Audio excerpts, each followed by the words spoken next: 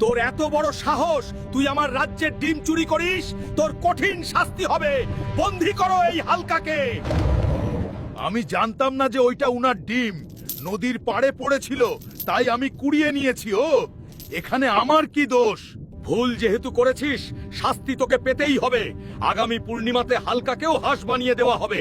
কারাগারে নিয়ে যাও হালকাকে। ছেড়ে দাও আমাকে, আমাকে ছেড়ে দাও। এই হাঁস রাজা খুবই খারাপ।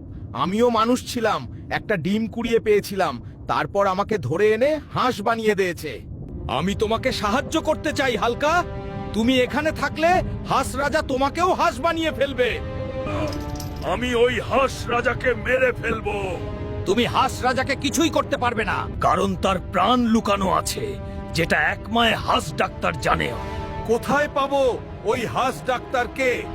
আমি তোমাকে মুক্ত করে দিতেছি। তুমি ওর দিকে একটি গুহা দেখতে পাবে, সেখানেই সব জানতে পারবে।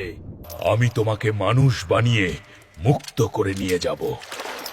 তোমার আশায় থাকবো হালকা বন্ধু। আমি কি পারবো হাঁস রাজাকে মেরে সবাইকে মুক্ত করতে? সেইটা দেখার জন্য সোলাইমান পেজটি ফলো করে ভিডিওটি শেয়ার করে দেন।